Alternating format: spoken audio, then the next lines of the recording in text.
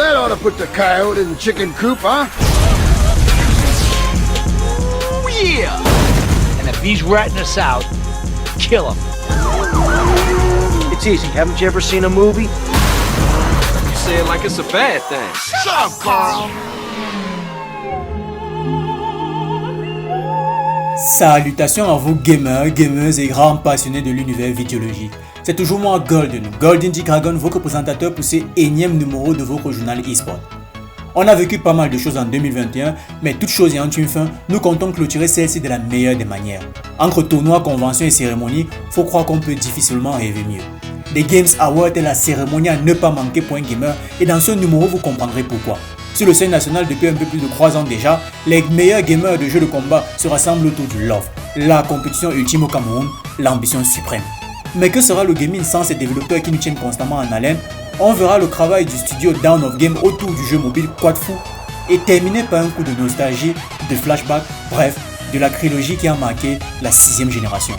Toutefois, avant que j'entame les hostilités, petite culture générale. Quelle est la différence entre un remake, un reboot et un remaster? Répondez à cette question dans les commentaires.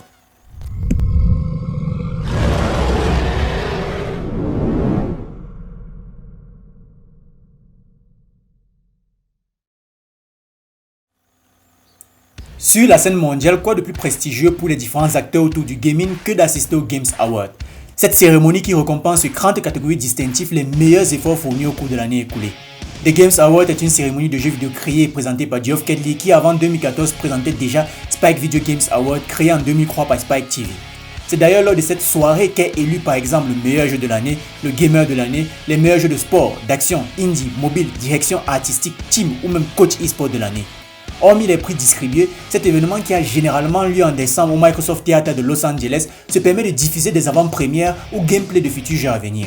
Faut dire que c'est épique comme moment à vivre pour tout grand passionné de cet univers. Contrairement à son prédécesseur qui basait généralement ses votes sur la popularité des jeux, les Games Awards utilisent une méthode un peu plus objective centrée sur des critères d'excellence. Pour y parvenir, un comité consultatif composé de représentants d'éditeurs comme Activision, Rockstar, Ubisoft, EA ou des créateurs de matériel comme AMD, Microsoft ou Nintendo ont la responsabilité de sélectionner une cinquantaine de journalistes experts dans le milieu qui constitueront le jury. Ce jury, dont les voix comptent pour 90% des votes, devra nominer puis voter les gagnants de chaque catégorie.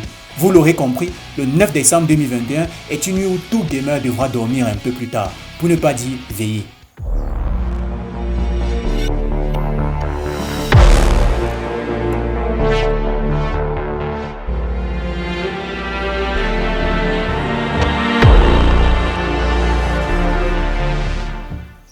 Tournons-nous du côté du Cameroun, toujours en décembre mais cette fois-ci autour d'un tournoi.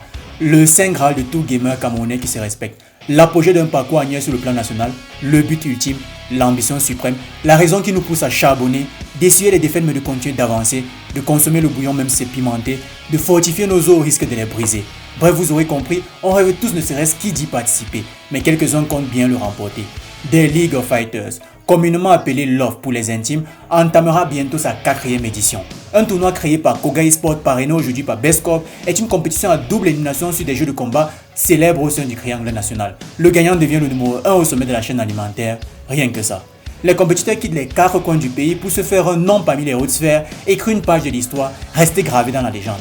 Beaucoup chutent, mais beaucoup plus se relèvent. Un seul pourtant ressort toujours gagnant. La question ultime est donc toujours: qui soulèvera le Graal? Parce que forcément, un ressortira gagnant. C'est déjà arrivé et ça se reproduira encore. Si des monstres ont fait de ce lieu leur maison, des calamités leur territoire, c'est qu'il est possible de leur reprendre ce qui n'appartient en fait à personne, sauf à celui qui le mérite. Puisque des noms ressortent quand on sort les archives et des moments nous reviennent quand on se souvient de l'histoire, pourquoi ne pas en parler de quelques-uns? Je pense notamment au titan primordial, Light Uchiwa. 3 victoires consécutives, un record tout simplement. Seul vainqueur du Love Storm, il a toujours à cœur de défendre son titre. Besoin de son côté dont la fierté est aussi grande que son talent, son palmarès aussi long que sa carrière, n'a jamais su se focaliser sur un jeu et est encore le seul gamer à remporter le LoF dans 2 franchises différentes. Lui qui aimait dire « après le numéro 1 c'est moi », trouve rarement rival pour lui faire ravaler ses propos. On se dit donc à bientôt pour les plus courageux qui essayeront de se frotter à ces légendes vivantes. Parlons un peu de Dawn of Game, un studio de développement camerounais basé au Cameroun qui travaille actuellement sur un jeu mobile beat'em all en 2D, j'ai nommé Quad Fou. Patrick Lutzeri, de son pseudonyme Borsalino, le DG du studio, dit avoir l'intention de créer un jeu à la portée de tous en termes de niveau de difficulté. Le jeu se déroule dans des lieux inspirés des 2 plus grandes villes de l'Afrique en miniature. Niveau contenu, on devra s'attendre à 2 modes principaux. Un mode campagne et un mode dont le but sera tout simplement de maximiser notre score pour finir le plus haut possible sur le tableau des scores. La partie la plus intéressante est certainement celle qui animera sûrement la toile, c'est qu'il sera possible de partager ses scores en ligne et même de participer à des compétitions online de temps à autre. Faut croire que nos senpai ne font pas les choses à moitié. Quadfo est donc un jeu mobile camerounais beat 'em all et free-to-play en 2D, hautement inspiré de Ken le suivant, où le joueur affrontera des vagues de limites dans les quartiers mythiques de Yaoundé-Douala. Développé par 3 passionnés du jeu vidéo qui jouent chacun différents rôles de tels que programmeurs, animateurs, designers et j'en passe au sein du studio Down of Game. N'hésitez pas à les suivre sur les différents réseaux pour ne pas être à la traîne lors de la sortie de ce jeu. Parce que oui, si on sortait du lycée bilingue chaque jour et affrontait des vagues d'ennemis avant d'arriver à la maison, l'école aurait été bien plus amusante. Grand Theft Auto. Beaucoup aujourd'hui connaissent uniquement l'online et encore faut aller à l'étranger pour que ce soit monnaie courante. Mais à une époque, certains d'entre nous se rappellent encore. C'était la franchise phare. Tout petit déjà, personne ne prenait compte de la restriction d'âge de Peggy. Totalement subjugué par le charme de ses opus, il était impensable de résister à l'appel du chaos, des heures de mission, de carnage ou même à mémoriser des codes de criche. Sur PC, certains se souviennent encore de Panzer, Leave Me Alone, Bang Bang, If I Were a Hitman. Les missions sont même devenues tellement mythiques qu'il suffit d'un mot-clé aujourd'hui pour mettre tout le monde d'accord. Dans GTA 3, je dirais la mission du téléphone, Vice City la mission de l'hélicoptère ou San Andreas la mission du train. Vous l'aurez compris, cette trilogie a marqué le début du 21e siècle et Rockstar Games le sait mieux que personne. C'est pourquoi, 3 générations de consoles plus tard, ils ont décidé de faire renaître ce chef-d'œuvre à la manière du Phoenix dans une ère où tout le monde s'impatiente à force d'attendre un GTA 6. GTA The Trilogy The Definitive Edition est un remaster de la première trilogie croisée de la franchise historique des studios Rockstar Games. Développé cette fois-ci par Grove Street, le jeu a connu forcément des améliorations graphiques, mais aussi au niveau de l'éclairage qui a totalement été repensé grâce à l'Olhin Engine. Même s'il n'y a pas de multijoueur comme c'est le cas de beaucoup de jeux aujourd'hui, Rockstar a tenu à moderniser un peu le gameplay en ajoutant un mode de visée, une roue pour la sélection d'armes et de radios similaires à celui de GTA V. Ajoutant aussi entre autres des points de passage sur la minimap, c'est-à-dire un GPS comme sur GTA 4 et 5.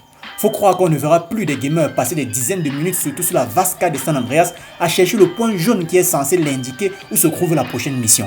Les versions numériques seront disponibles le 11 novembre 2021 et il sortira sur Nintendo Switch, PC, Xbox One, série XS, PS4 et PS5.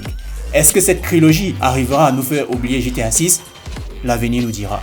C'est déjà la fin de ce numéro du JT eSport. J'espère qu'elle vous aura plu ou du moins vous aura appris quelque chose. On se dit donc à la prochaine, mais avant n'hésitez pas à vous abonner, liker si vous aimez, commenter si vous avez des avis et notez qu'on fait la paix avec ses ennemis et non ses amis. C'était la team TGH Legend et son correspondant depuis Windhoek, Golden G. Ciao.